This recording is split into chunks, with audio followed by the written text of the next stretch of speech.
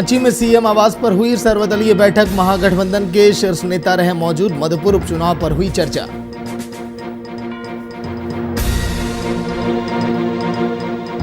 वित्त मंत्री रामेश्वर उरांव ने दिया मजदूरों को तोहफा। मजदूरों की दिहाड़ी में 27 रुपए की बढ़ोतरी। वित्त मंत्री ने सभी उपायुक्तों को भुगतान के दिए निर्देश।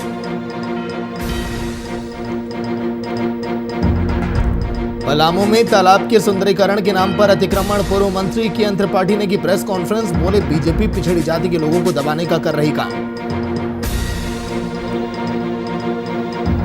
रिम्स में कोरोना जांच के लिए आए लोगों ने उड़ाई सोशल डिस्टेंसिंग की धज्जियां। ट्रॉमा सेंटर के बाहर भी किया हंगामा। रिम्स की व्यवस्था पर खड़े हो रहे सवाल।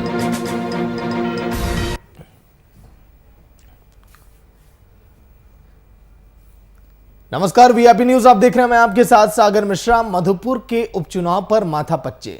मौसम में बढ़ती गर्मी के साथ झारखंड में भी सियासत अब गर्म हो चुकी है। मधुपुर उपचुनाव को लेकर सत्ता पक्ष और विपक्ष दोनों ने अपनी कमर अब कस ली है। मधुपुर उपचुनाव में असली जीत आखिर किसकी होगी और कौन वहां पर जीतेगा, इस पर तो आने वाला वक्त बताएगा। लेकिन बैठकों और प्रेस कॉन्फ्रेंस का दौर लगातार जारी है। आरोप प्रत्यारोप का दौर भी लगातार सिलसिला जारी है। मधुपुर उपचुनाव को लेकर महागठबंधन की तैयारी कैसी है और कैसी तैयारी धरातल पर दिखाई दे रही है, उसी पर देखिए ये रिपोर्ट।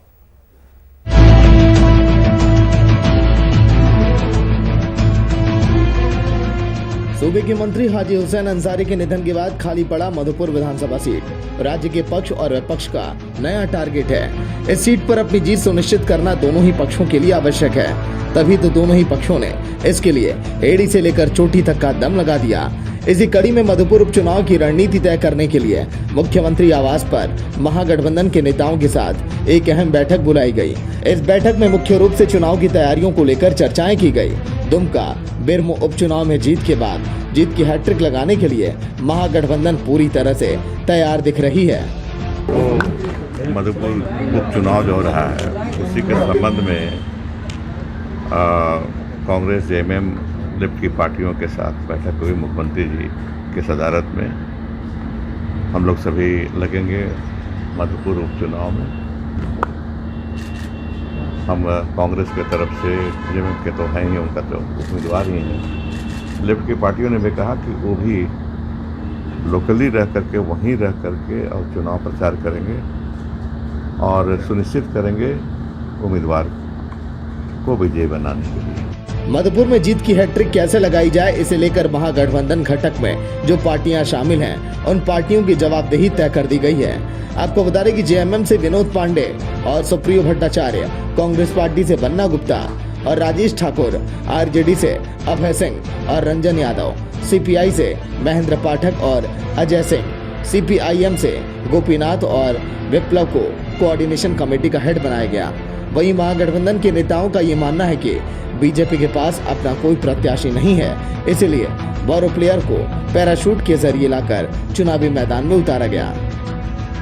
बहरहाल मधुपुर उपचुनाव एनडीए और यूपीए के लिए प्रतिष्ठा की लड़ाई है। ऐसे में यह देखना दिलचस्प होगा कि इस चुनाव में जनता वोट का चोट किस गठबंधन को देती है और किसके सर पर जीत का सहरा बांधती है। वीआईपी न्यूज के लिए रांची से संवाददाता अभिनव कुमार के साथ खुशबू राय की रिपोर्ट।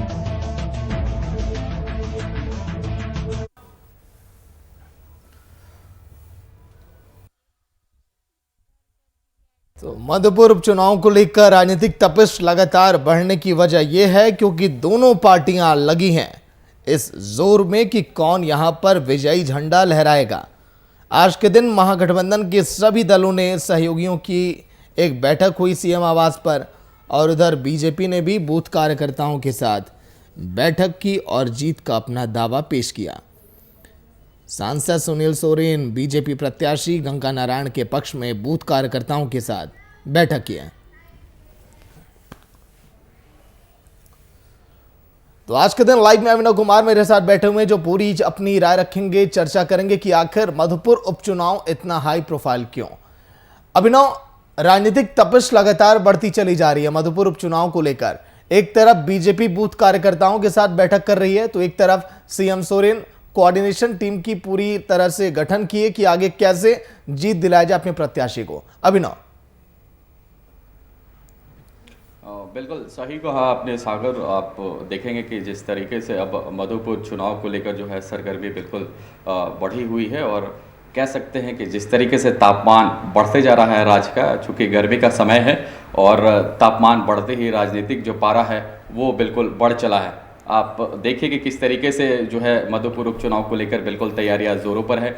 चाहे पक्ष की बात कर ले सागर या विपक्ष की बात कर ले, दोनों पार्टियों की तरफ से जो है तैयारियां बिल्कुल जोरों पर दिखाई दे रहे हैं। साथ इसी क्रम में आप देखेंगे कि आज सीएम आवास पर एक बैठक बुलाई गई थी। महागठबंधन के जो घटक दल है, आरजेडी, कांग्रेस की बात कर ले, जेएमएम की बात कर ले या लेफ्ट पार्टियों की बात कर ले, इन तमाम पार्टियों ने आज कह सकते हैं कि बैठक बुलाई गई थी मुख्यमंत्री हेमंत सोरेन की अध्यक्षता में। तो सारी पार्टियों के नेता ने वहां पर शिरकत की है। अगर हम कांग्रेस की बात कर ले तो बन्ना गुप्ता सहित कई और जो कांग्रेस के नेता है वो वहां पर मौजूद थे।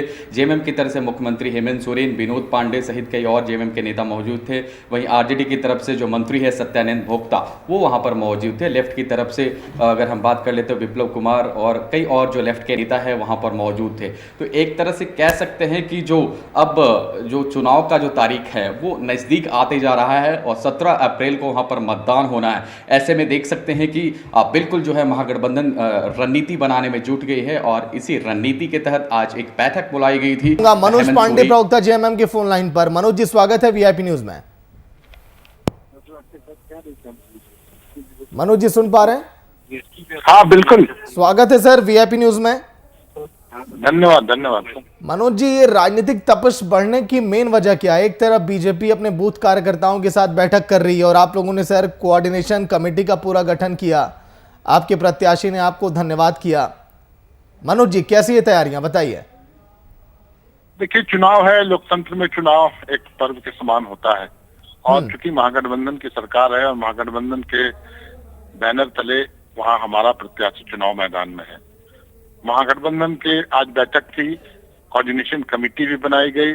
सभी दलों ने एक राय से समर्थन किया कैंडिडेट का और उन सभी लोगों ने संकल्प लिया कि इस चुनाव में एक बड़ी मार्जिन से शिकस्त देने की तैयारी की जाए भारतीय जनता पार्टी को। और उसी क्रम में आपने देखा होगा कि कोऑर्डिनेशन कमेटी का भी गठन हुआ है और सभी दलों ने, जो भारतीय कम्युनिस्ट पार्टी हो गए और भी जो छोटी दल हैं, वो सभी लोग एक मत से वहां पर हमारे पक्ष में हैं और आने वाले समय में चुनाव प्रचार करते हुए भी वो नजर आएंगे।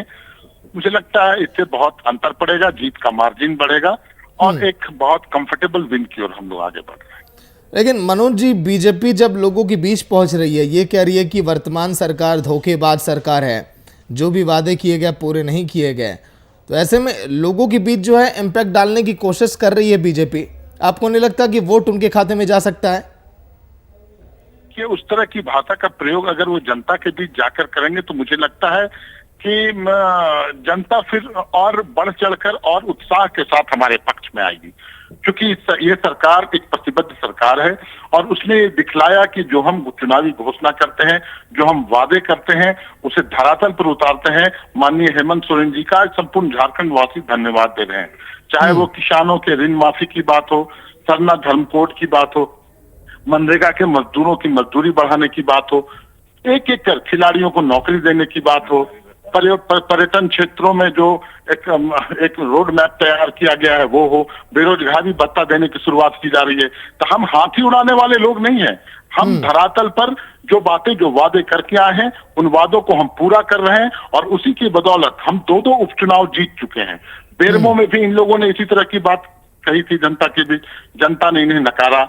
दुमका में भी इन लोगों ने ऐसी ही बातें की थी। तो कहीं क्रेडिबिलिटी नहीं है, विपक्ष आज सकारात्मक भूमिका में भी नहीं है। मुझे लगता है कि इस बार जीत का मार्जिन बहुत ज्यादा होगा पिछली बार की तुलना में। ठीक है मनोज जी, आपके कुछ बयान भी इस समय सोशल मीडिया पर चल रहे हैं जिसमें आपने कहा है कि बीजेपी अपनी बोरो प्लेयर के सहारे लड़ रही है।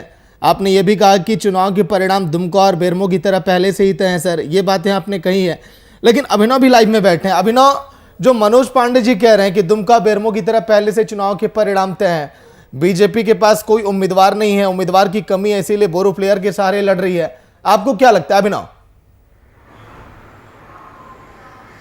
देखिए, अब जिस तरीके से जो पांडे जी बात कह रहे हैं कि बोरो प्लेयर के सहारे बीजेपी चुनावी मैदान में है, तो जाहिर सी बात है जिस तरीके से आप देखेंगे कि आजसू के नेता थे और आजसू से फिर वो बीजेपी में शामिल हुए हैं।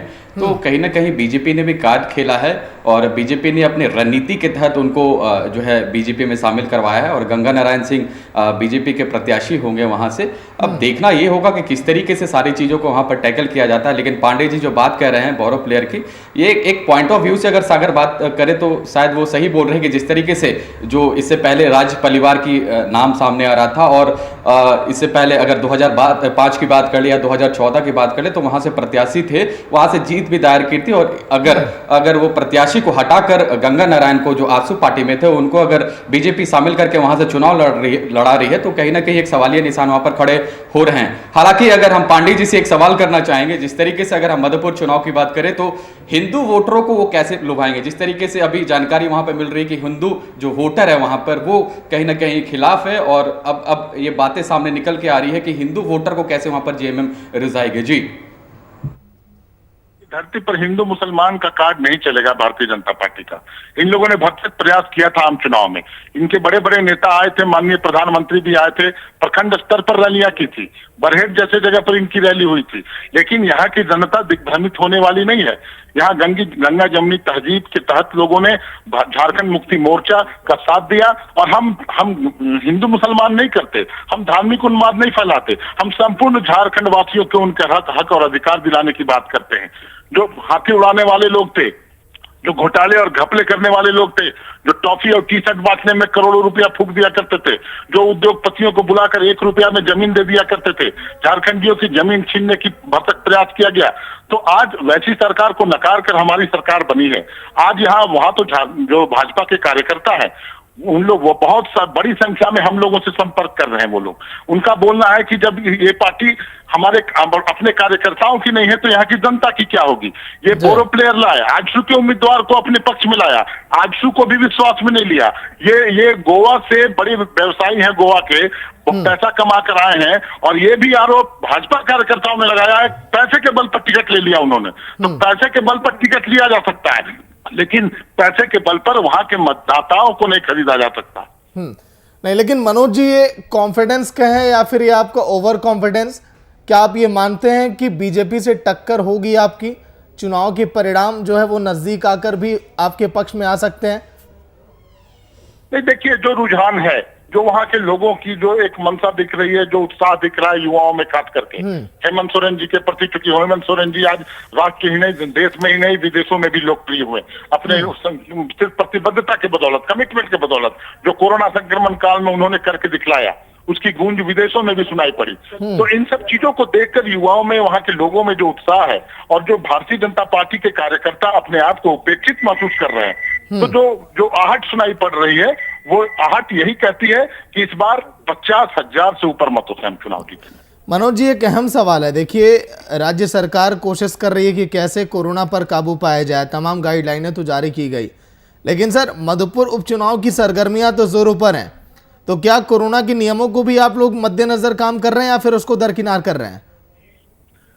देखिए चुनाव एक इमरजेंसी सिचुएशन होता है। आप देखेंगे हमारे यहाँ तो बहुत चीज पालन किया जा रहा है।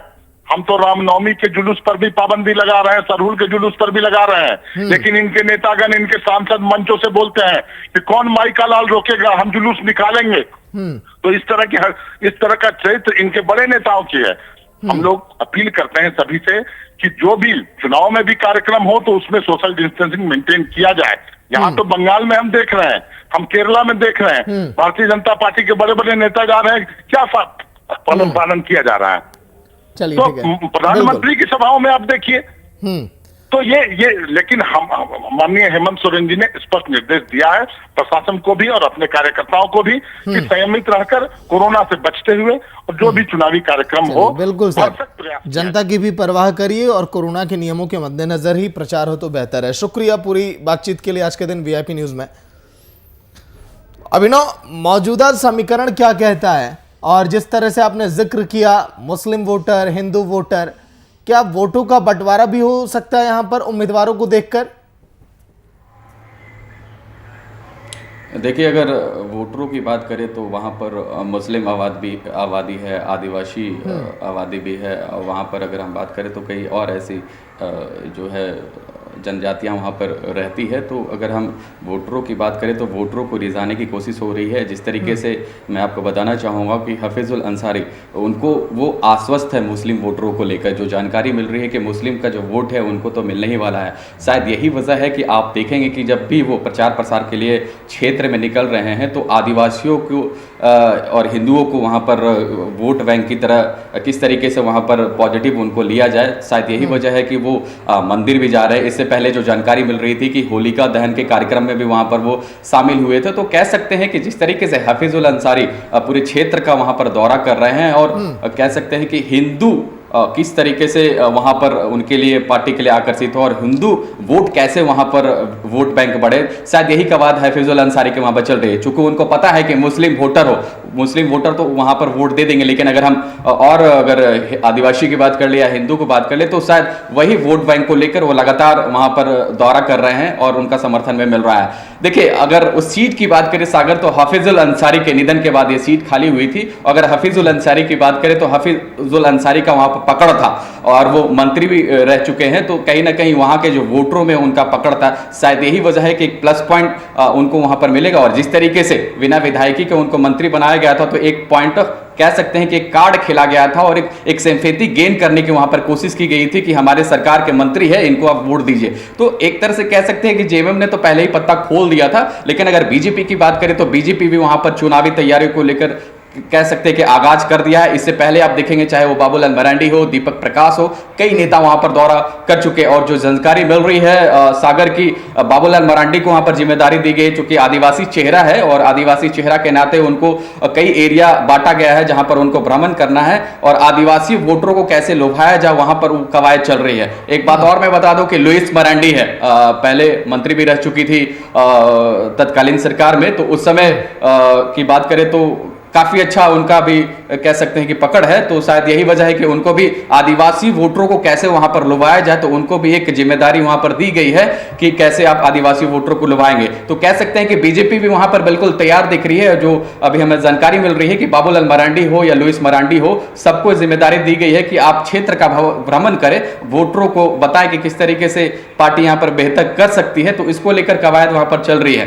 देखिए, अलग अलग अगर पार्टियों की बात कर ले तो पक्ष और विपक्ष में तैयारियां बिल्कुल जोरों पर है और कह सकते हैं कि अब आने वाले दिनों में पता चलेगा कि किस तरीके से पक्ष और विपक्ष के नेता वहां पर भ्रमण कर रहे हैं। तैयारियां बिल्कुल जोरों पर और शायद यही वजह है कि आज जो है महागठबंधन के जो घटक दल है उनकी बैठक रखी गई थी और चुनाव कैसे वहां पर जीता जाए, कैसे वहां पर रणनीति बनाया जाए, वहां पर बातें की गई है। और कोऑर्डिनेशन कमेटी भी बनाई गई है, अलग अलग पार्टियों को जिम्मेदारी दी गई है, चाहे हम आरजेडी की बात कर ले या कांग्रेस की बात कर ले या हम जेएमएम की बात कर ले, तीनों जो पार्टियां हैं और लेफ्ट की भी बात कर ले, तो सबको एक एक वहां पर जिम्मेदारी दी गई है और 2-2 पर्सन हर पार्टियों से एक टीम बनाई गई है। और बीजेपी प्रवक्ता जयप्रकाश जी फोन लाइन पर। जयप्रकाश जी, स्वागत है वीआईपी न्यूज में।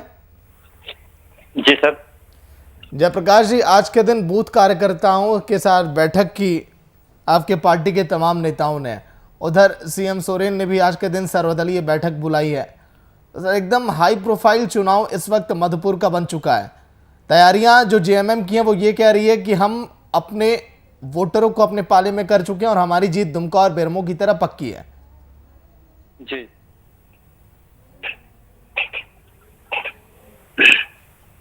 जयप्रकाश जी, जी बोलिए। जो मैंने पूछा मैं उसी से जवाब आप उसी का मांग रहा हूं। दुमका और बेरमो की तरह ये कह रही है जेएमएम कि हमारी जीत वहां पर भी पक्की है, बीजेपी कहीं दूर दूर तक दिखाई नहीं देती।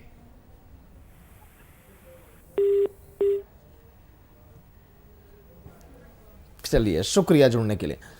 तो अभिनव, एक सवाल ये हो जाता है इस समय कि कोरोना का कहर देखा जा रहा है पूरे राज्य में, हालात बहुत अधिक खराब हो गए हैं कि एक दिन में 700 के करीब मामले सामने आना चिंताएं बढ़ाता है और इसी में मधुपुर उपचुनाव। तो कोरोना को लेकर ये पार्टियां, ये नेता कितने अधिक जागरूक कर रहे हैं लोगों को और उन नियमों का कितना पालन किया जा रहा है? अभिनव। देखिए, अब कोरोना की बात कर रहे हैं सागर, तो कोरोना के जो केसेस है वो लगातार जो है बढ़ते जा रहे हैं। और झारखंड के परिप्रेक्ष्य में बात करें तो जो केसेस है, इससे पहले वाले दिन की बात करें तो 600 से ज़्यादा जो जानकारी मिल रही, 693 केस देखने को वहाँ पर मिले थे, जो कि सबसे ज़्यादा था। तो कोरोना को लेकर जिस तरीके से अगर बात करें तो गाइडलाइन तो जारी कर दिया गया है, और स्वास्थ्य मंत्री बन्ना गुप्ता का भी बयान आ गया है कि आप सजग रहे, सचेत रहे, डरने की ज़रूरत नहीं है।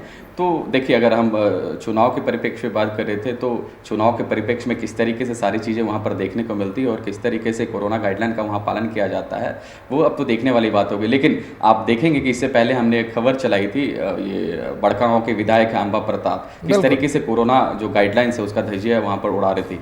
तो ये सब सबके सामने है, लोगों को तो जागरूक किया जाता है, विधायकों के द्वारा बोला जाता है, ठीक है। सरकार के अभिनव, द्वारा। लौट कर आऊंगा प्रतुल शाहदेव, बीजेपी के प्रवक्ता फोन लाइन पर। प्रतुल जी, स्वागत है वीआईपी न्यूज में। हाँ, नमस्कार। प्रतुल जी, मधुपुर उपचुनाव एकदम हाई प्रोफाइल बन चुका है। राजनीतिक तपिश जिस तरह से बढ़ने लगी है उपचुनाव को लेकर, वो देखने लायक है। सीएम सोरेन सर्वदलीय बैठक कर रहे हैं। आज के दिन बीजेपी ने भी बूथ कार्यकर्ताओं के साथ मीटिंग की।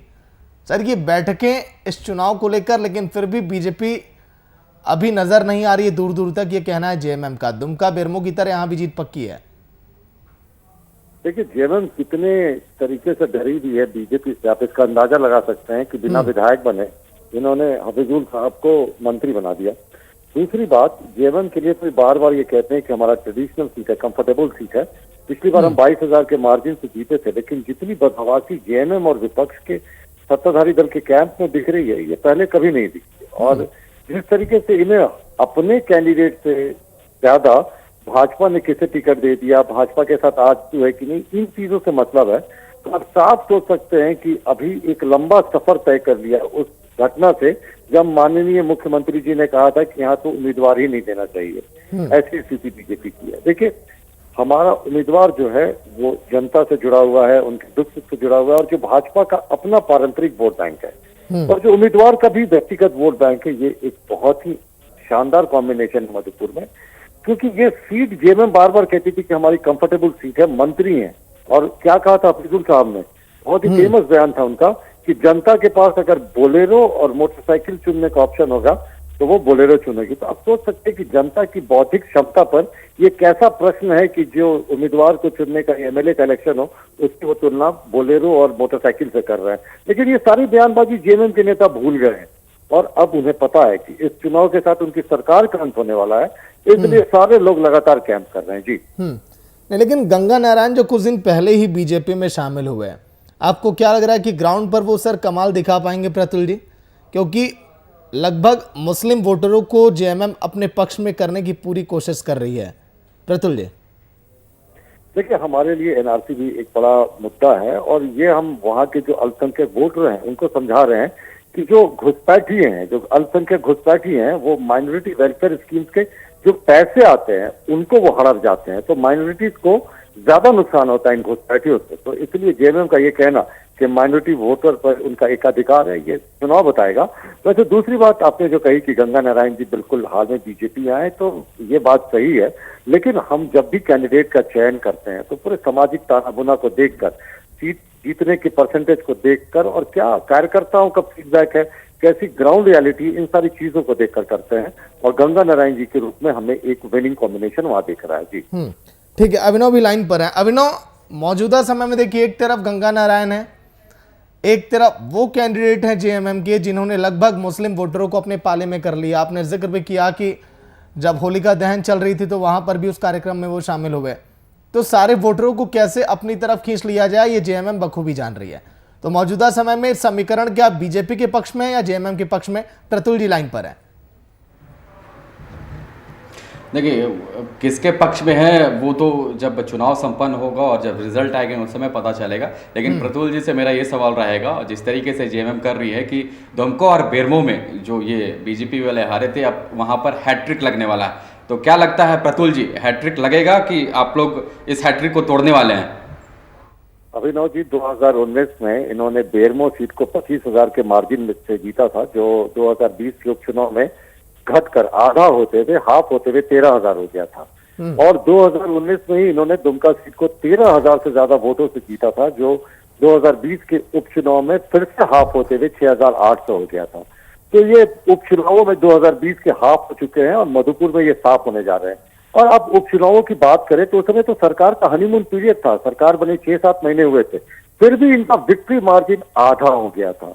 तो जनता के साथ जो इन्होंने वायदे किए थे, रोजगार से संबंधित, ऋण माफी से संबंधित बड़े बड़े तमाम वायदे किए थे, और जो उनकी तुष्टिकरण की राजनीति रही है कि किसी के अगर आप मैयत में शामिल होते हैं कोरोना गाइडलाइंस का उल्लंघन करके तो वो सेकुलर हो जाता है, लेकिन रामनवमी जुलूस पर पाबंदी इनके लिए कम्युनल हो जाता है। तो ये सारी चीजों का जनता वोट के जरिए जवाब देगी। जी चलिए, वक्त कम है, बहुत बहुत शुक्रिया प्रतुल जी आपका बातचीत के लिए। अभिनव आपका भी शुक्रिया। जिस तरह से मधुपुर उपचुनाव और उपचुनाव के पहले राजनीतिक तपश लगातार बढ़ती हुई दिखाई दे रही है। लगातार वीआईपी न्यूज़ भी आपको अपडेट कर रहा है कि कैसे हालात हैं इस समय ग्राउंड पर मधुपुर उपचुनाव को लेकर, क्योंकि गंगा नारायण कुछ दिन पहले बीजेपी में शामिल हुए, उन्हें प्रत्याशी बनाया गया, लेकिन मुस्लिम और हिंदू वोटर ये अब दो फाड़ में अब देखे जा रहे हैं, क्योंकि कहा जा रहा है कि मुस्लिम वोटर लगभग जेएमएम के पाले में जा चुके हैं। लेकिन अगर ऐसा हुआ तो फिर क्या तस्वीरें बदल जाएंगी? जिस हैट्रिक की बात कर रही है जेएमएम, क्या वो हैट्रिक लगेगा? ये तो आने वाला वक्त बताएगा। देखते रहिए वीआईपी न्यूज़। नमस्कार।